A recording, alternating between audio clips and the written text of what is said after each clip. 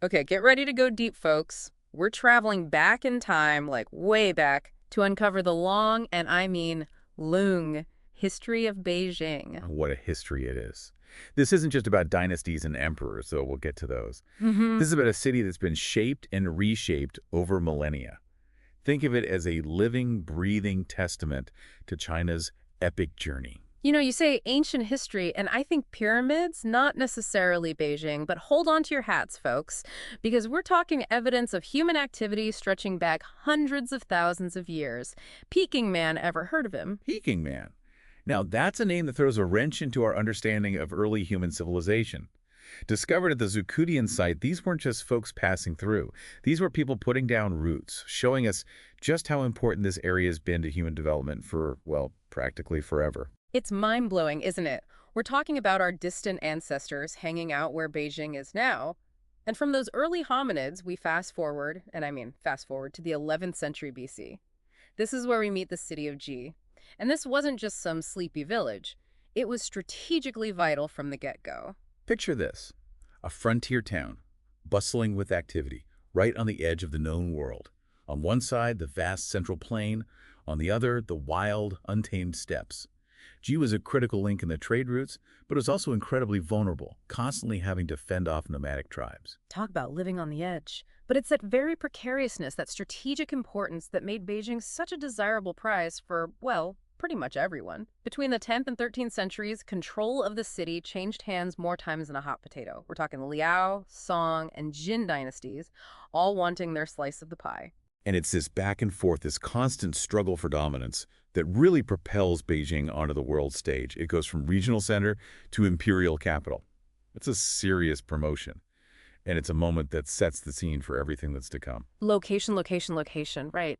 The Liao dynasty, for example, they were crazy about the place. Renamed it Nanjing, their southern capital, no less. And they didn't just conquer it. They added to it, established some of its oldest landmarks, like the Nuji Mosque, still standing today. The Beijing Mosque, it's more than just a building, it's a symbol. It tells us that even back then, Beijing was a melting pot, a place where cultures and religions, east and west, were bumping into each other.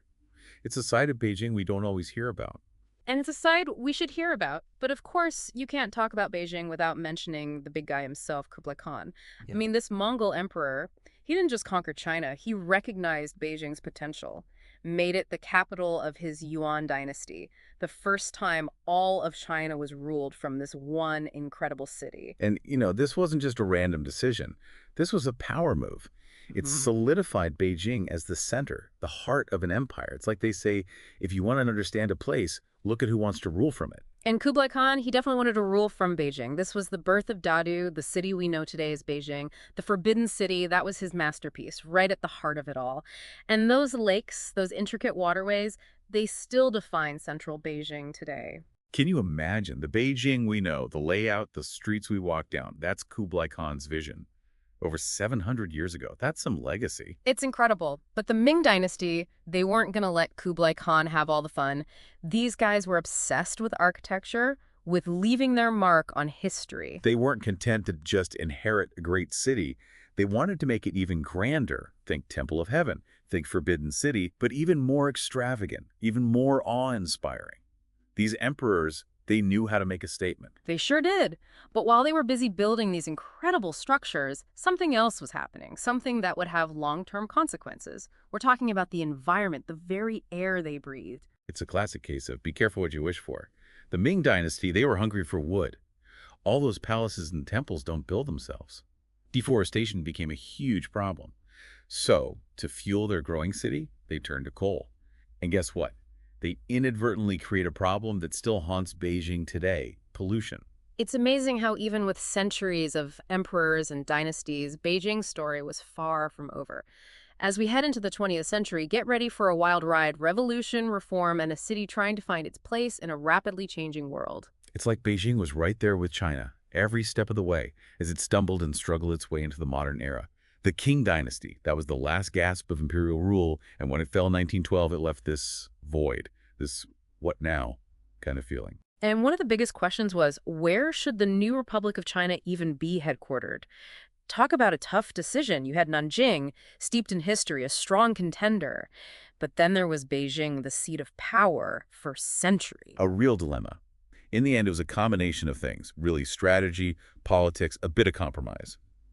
Beijing had this, well, weight to it.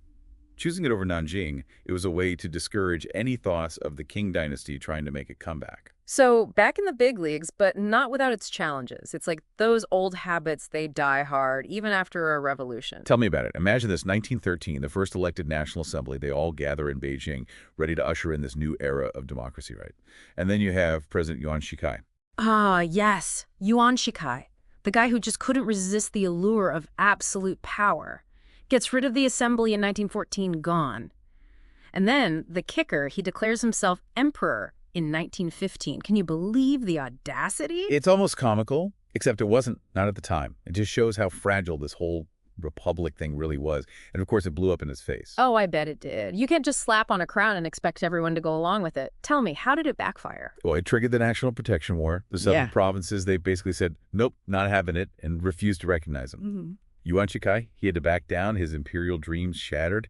He died not long after, his little empire crumbling around him. It's fascinating how, even as China was trying to modernize, the ghosts of its imperial past were still very much present.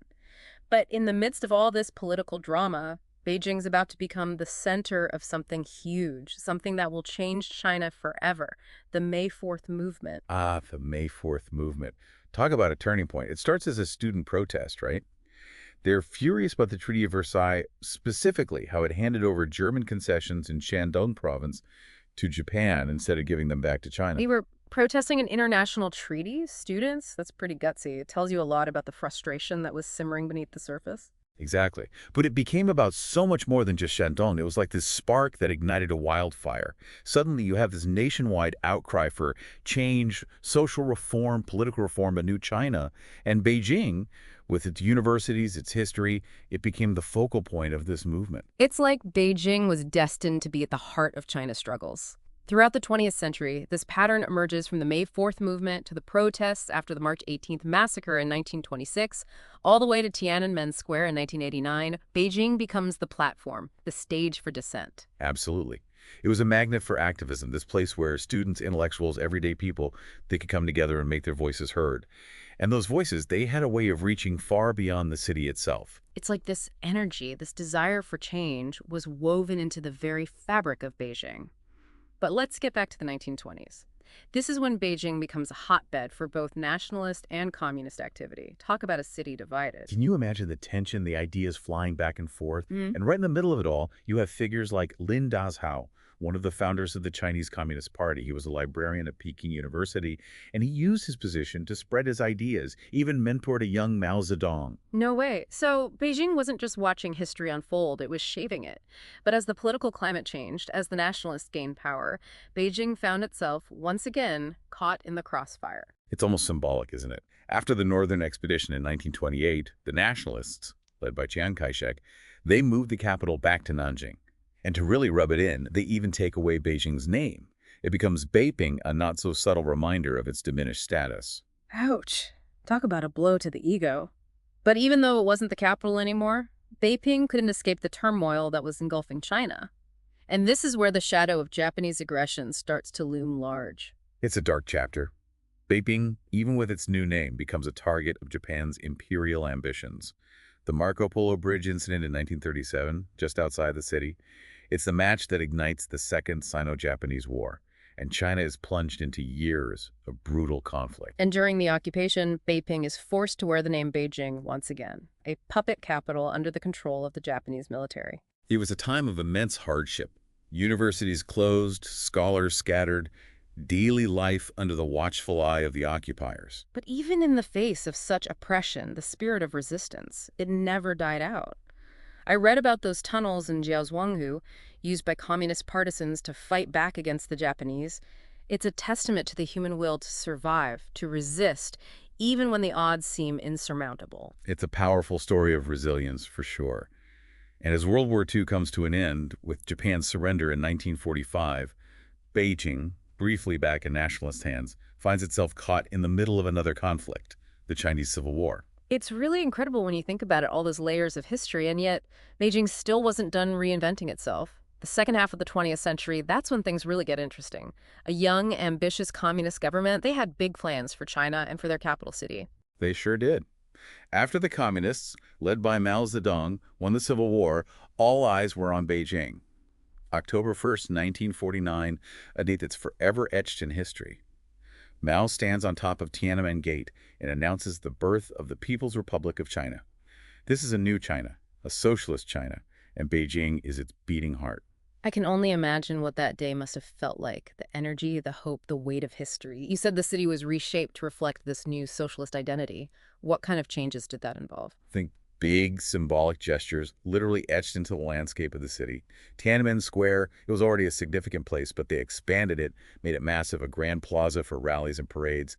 This was about projecting an image of power, of unity. It's amazing how physical spaces can become so loaded with meaning. Right. What other symbols of this new era emerged? The message was clear: out with the old, in with the new. This was a clean break from China's imperial past. So up goes the monument to the people's heroes right there in Tiananmen Square, a constant reminder of the sacrifices made during the revolution.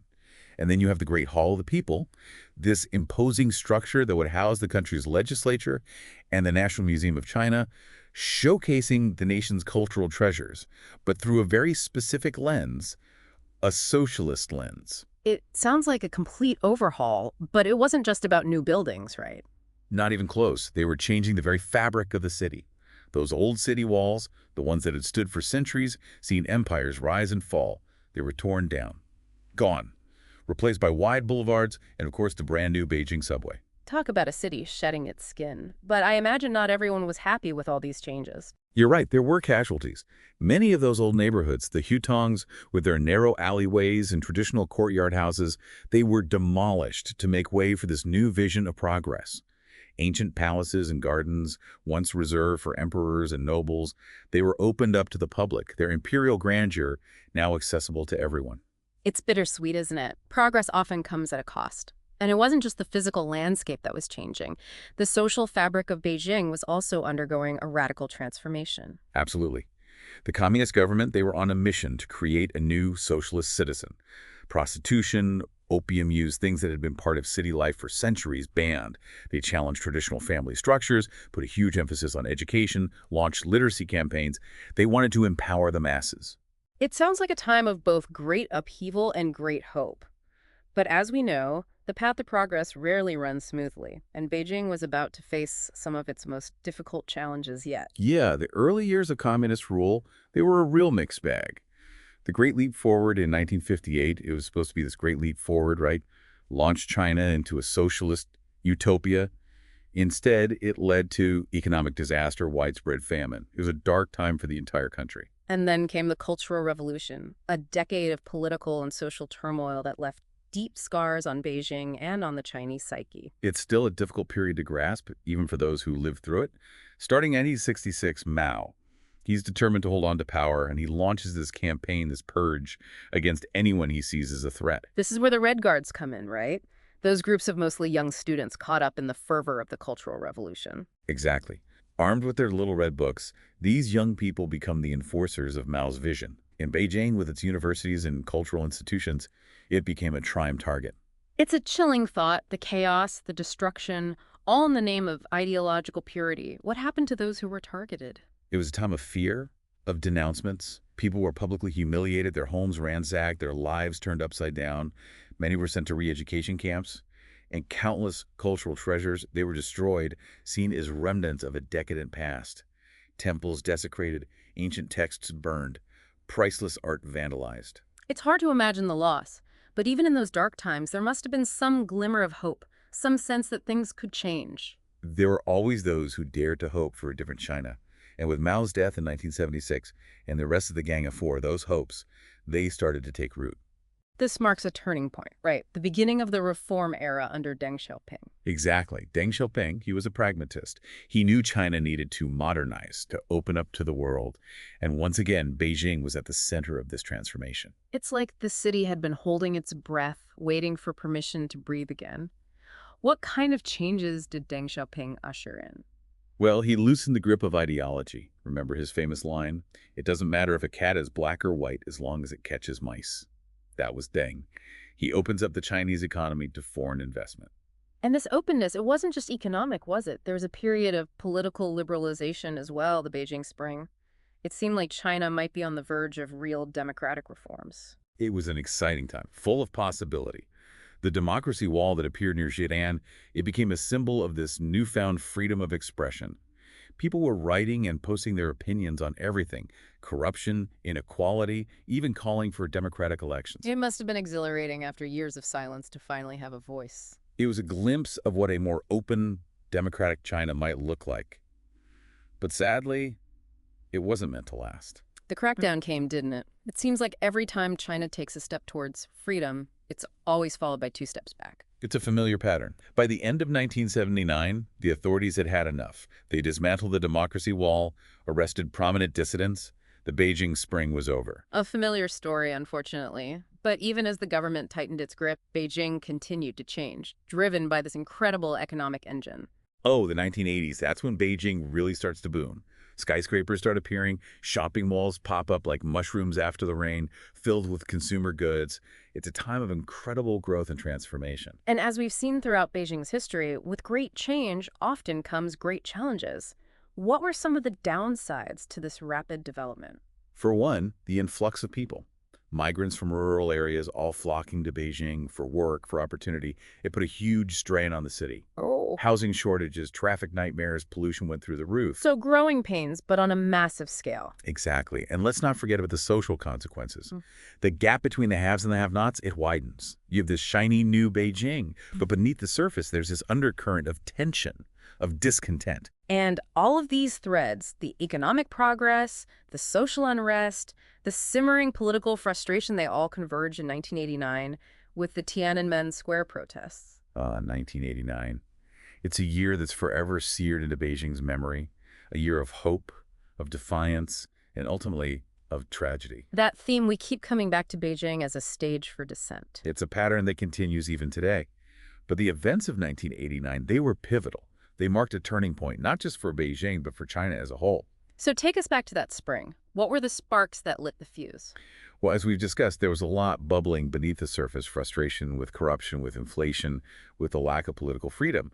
And it all came to a head in April of 1989 when Hu Yaobang, a reformist leader who'd been ousted from the Communist Party, died. And his death becomes this rallying point. Exactly. Hu Yaobang, he represented this hope for change, for political reform, and his death, it ignited something in the students. What started as a small protest quickly grew into this massive demonstration. People from all walks of life, students, workers, ordinary citizens, they all poured into Tiananmen Square, demanding change. The whole world was watching. Those images of the students standing up to the tanks in Tiananmen Square, they became iconic. It was an incredible moment, this outpouring of hope, of courage, of defiance. For a brief time, it seemed like anything was possible. But as we know, that hope was brutally crushed on June 4th, 1989. A dark day for Beijing. The government sent in the military to clear the square. Hundreds, perhaps thousands, were killed. And the aftermath of the crackdown, China turns inward. Any talk of political reform is silenced. The government tightens its control. Censorship, surveillance, the Tiananmen Square massacre is erased from the history books. It's hard to believe that even today, all these years later, it's still a taboo subject in China. But as we move into the 21st century, Beijing, despite everything it's been through, it doesn't stand still. It keeps changing, keeps evolving.